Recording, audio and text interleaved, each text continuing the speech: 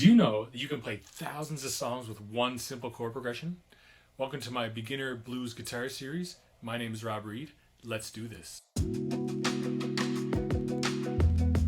12-bar blues is one of the most famous chord progressions in all of popular music.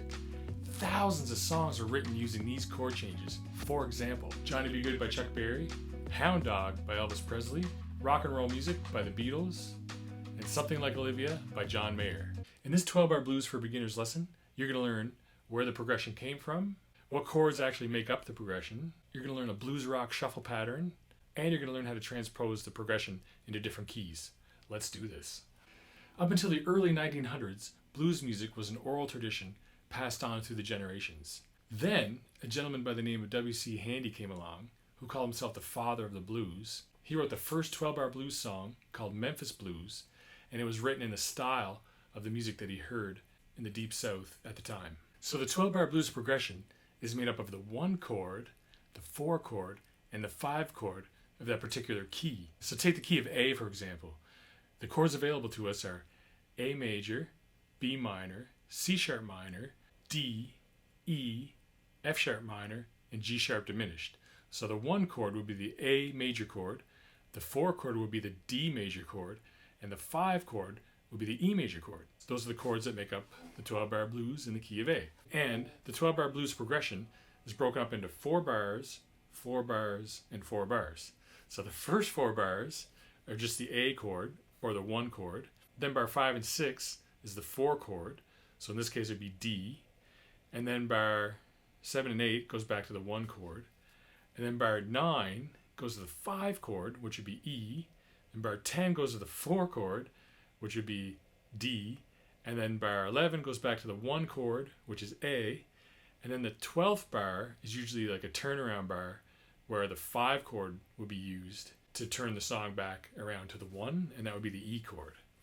So let's just take a listen to it. So it would be A for 4 bars. 1, 2, 3, 4.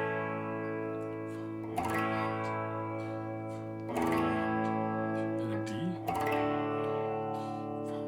2 bars. Back to A.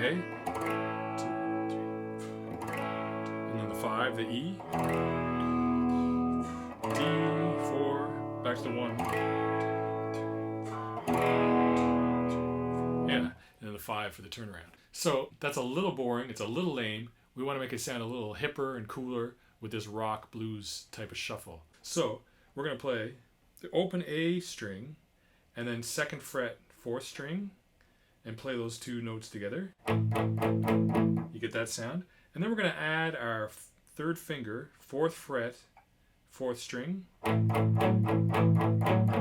That's for the A, and that's for the A chord. And then for the D chord, we're going to drop down and we're going to play the open D string and then 2nd fret, 3rd string from the bottom. Then pulse with our 3rd finger, 4th fret, G string. And then for the E chord, we're going to jump way up, play the open E string, and then the 5th string, 2nd fret, and then pulse with the 3rd finger on the 4th string again. So that gives you that traditional blues shuffle kind of feel and that you've probably heard before. So let's put it all together.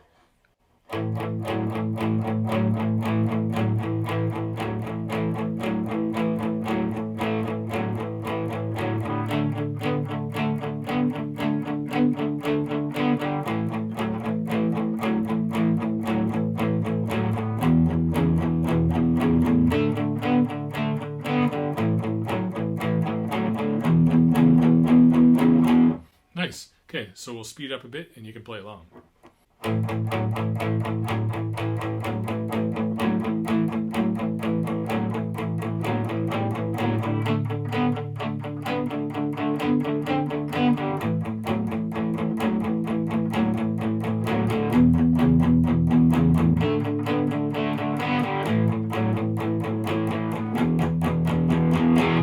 Cool. So there you have it. 12-bar blues in the key of A with like a rock blues shuffle feel. So now, all these thousands of songs that we've been talking about, they're not all in the same key. With the 12-bar blues, you have to be able to transpose and play it in different keys. So let's take the key of C, for instance, and count off the musical alphabet. C, D, E, F, and G. So the 1 would be C, 2, 3, 4 would be F, 5 would be G. So we would have C, F, and G. So take another key of G. So G, count off the musical alphabet. G, A, B, C, and D. So G, C, and D will give us our 1, 4, and 5 for the key of G for the 12-bar blues. So yeah, you can practice transposing in different keys. Check that out and have lots of fun playing the 12-bar blues. Check out some riff videos too while you're at it. Stay tuned for part 2.